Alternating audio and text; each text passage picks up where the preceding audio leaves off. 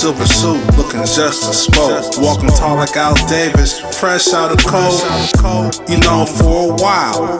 Let a hoe be a hoe, let the money buy. Catch me silver suit, looking just as spoke. Walking tall like Al Davis, fresh out of cold. You know, for a while. Let a hoe be a hoe, let the money buy. Catch me walking out that courtroom, all smiles, rocking that all white drip, feeling godly with impeccable style. I got that AD vision with the MD. That's pretty in-depth question. Basically, big sis, you know what I mean?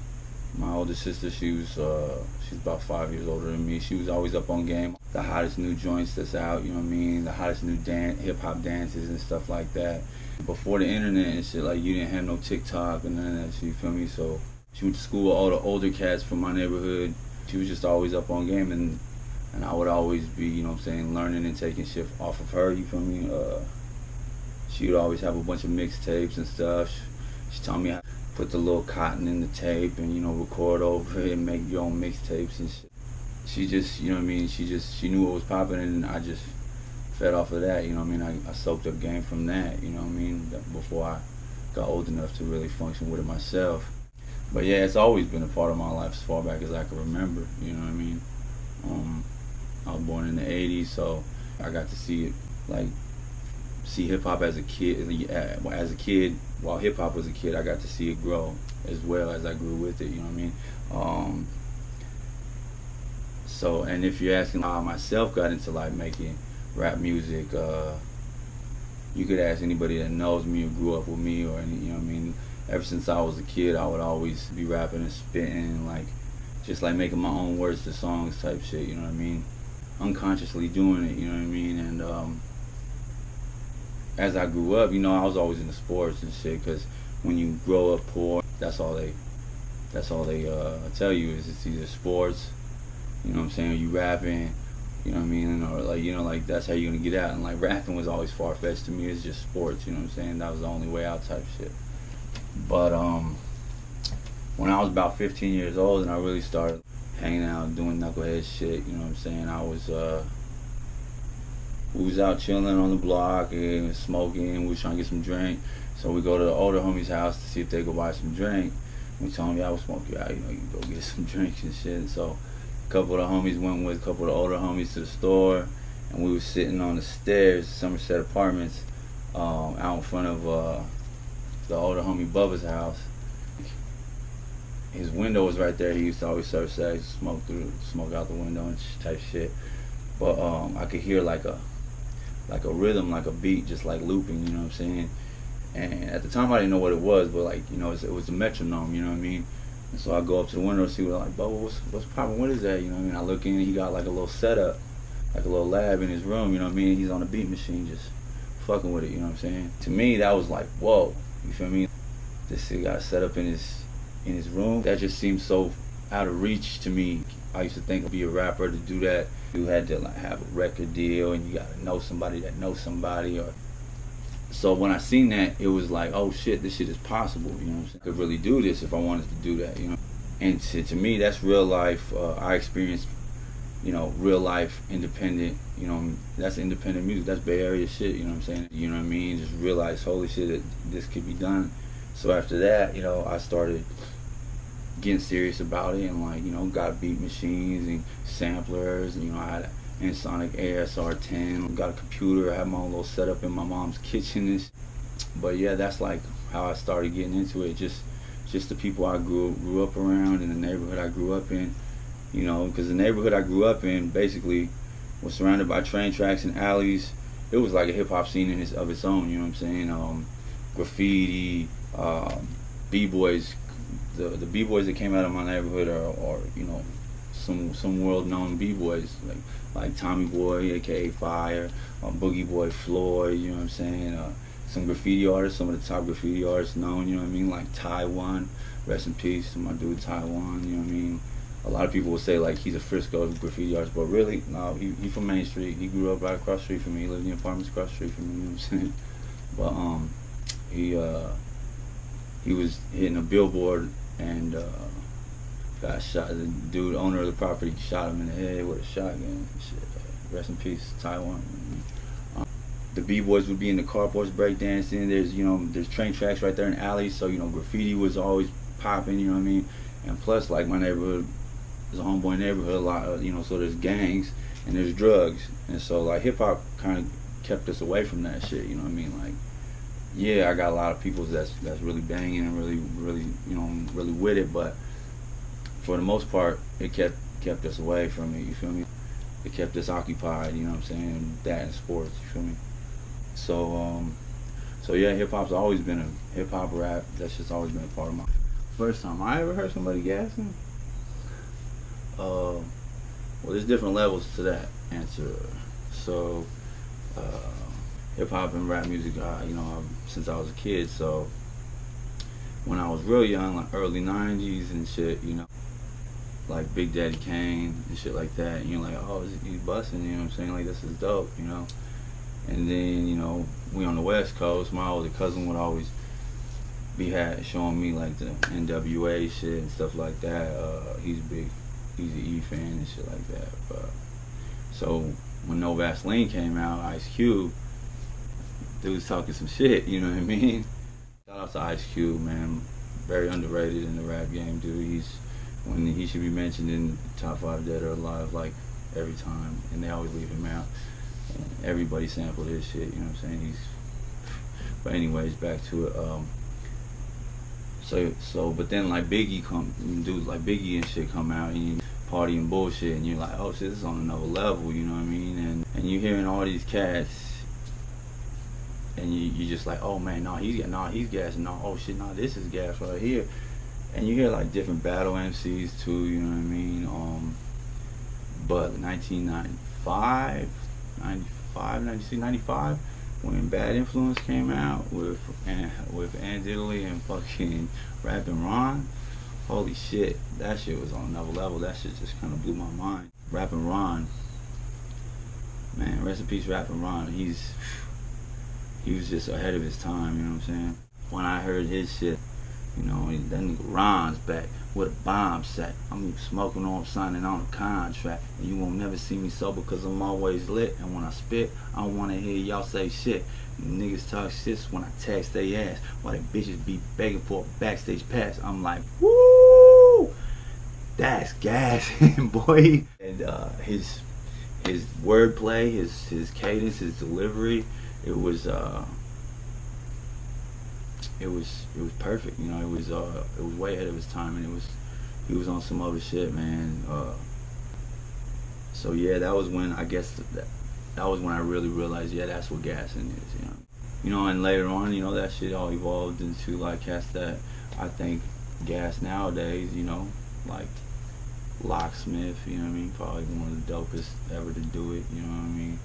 MC Juice, freestyle wise, back in the day, Chicago Juice was off the hook, you know what I mean. But yeah, Locksmith, Crooked Eye, those cats. But you know, Justo. But yeah, Rappin' Ron, man, 1995. First time I could officially say, yeah, I heard somebody gas, and like that's what gas is. First time I heard Too Short. First time I heard Too Short was early 90s, 90, 91. My sister, like I said, she always had a bunch of mixtapes.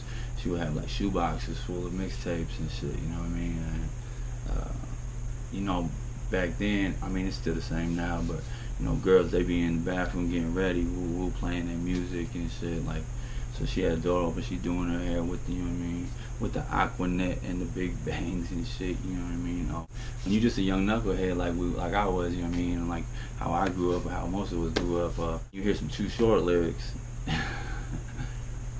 you know that Too Short lyrics, a little curious kid like that, you know what I mean, that's always getting into shit, you know, that shit's gonna attract him, like, oh shit, he talking about pussy, he talking about bitches, he talking about fucking bitches and pimping hoes and smoking weed and shit, you know what I mean? Like, so yeah, that shit definitely attracted me. So when I heard that shit slapping, and then all of a sudden you just hear these clear, crisp vocals, because that's how I'll always remember Too Short. It's just because his vocals are so clear and crisp. He's got a simple delivery. His lyrics aren't too in depth; they're to the point and direct, and they're just crisp though, just very clear. Like you ain't gonna miss a word. You feel me? And so for a kid, it's easy to rap along with. He's talking about some wild shit. You know what I mean? And the beat slapping. You know. So when I first heard that song, I saw you walking down the street and I had to stop. Turn up the radio and drop the top. I say you look so good and you're so fine. Young tender, would you be mine? Put you in my car, take you to my house. Like, that shit was slapping, you know what I mean? I still slap that shit today, you know what I mean? So yeah, early 90s, 90, 91, Too Short. And I've always been a big Too Short fan. You could ask people I went to school with. I'm an 8th grade talent show. I rap Too Short for the talent show. Unedited, explicit, you know what I'm saying? Like, and it was funny though too, because it was Too Short getting it.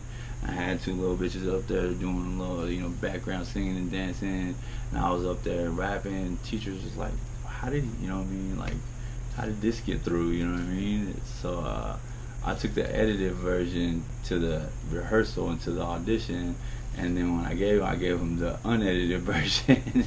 And so it was like he was just, you know, roll up a fatty for the players to smoke. And then another part that was funny though is because I was up there busting and I said, "Black man rising." All my black partners was dying and shit. But yeah, I fuck with Too Short, man. Salute to Todd, man. I fuck with it. Grew up on that shit. How do I feel about Oakland, California? I love Oakland.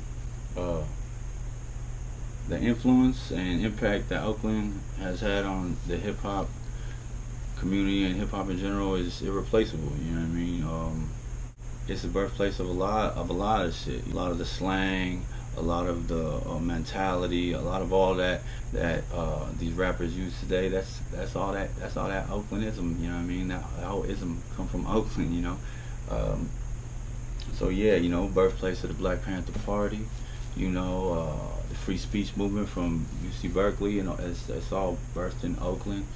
You know, it produced a lot of legends like, you know, MC Hammer, Rapper Ron, you know what I'm saying, Bad Influence, plus, you know, MC Hammer, Drew Down, you know, Richie Rich, Guapole, Mighty Souls of Mischief, Digital Underground, you know, all the legends of today, living legends of today, like Mr. Fab, Keith the Snake, you know, even Mac Dre was born there, you know what I'm saying, in Oakland. A lot of people in the Bay Area, they get that game and they soak up that game from Oakland. You know, Bay Area, we all got our own swag in all the different areas of the Bay.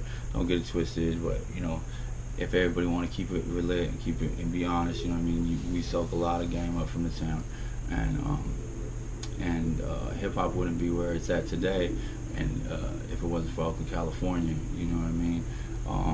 Let me put it this way: we all know that hip hop was born in the Bronx, in New York. You know what I mean? But if New York is where hip hop was born, then LA is where hip hop started getting hair on his nuts. And the Bay Area, Oakland, California, is where hip hop started. Getting some pussy, pimping hoes, macking, selling dope, you know what I mean? Pushing P, you know what I'm saying? All that shit. That shit's all Oakland, Bay Area shit, you know what I mean? Slang, all that shit, you know what I mean? And then after that, East Coast, LA, everything, you know, they soaked up game from that and put their twist on it, and that's what turned their styles out a little better, you know what I mean? Oakland's improved everybody's hip hop rap game a lot, you know what I mean? They improve everybody's shit. Oakland is just a vibe all on its own, you know what I mean? And we're all fortunate to be able to experience and witness and soak up game from, you know, Bay Area in general has just made everybody step their shit up, you know what I mean? The game has soaked a lot up from us and not enough credit being given, you know. So hip hop and everybody should appreciate Oakland, California, you know what I mean? Straight up. So I actually heard Mac Mall first. First I heard Mac Mall, because I think he was on at that time, you know, and he was like 15 or 16 when he dropped Illegal Business. And when you're young and you hear, you know, like this other kid, he's, you know, he's busting like that, that captures your attention, you know what I'm saying? And so, like I said, going through my big sis tapes and shit like that, I saw a tape that said Young Black Brother on it. Well, that was the name of Mac Myles' record company at the time, or label was Young Black Brother. And when I first heard Dre, I think he was with Ray Love featured on a track with Mac Myles, and he was rapping on the phone, and that like tripped me out. Like, okay, you know, like this is back then, you know, you don't really hear too many different types of effects.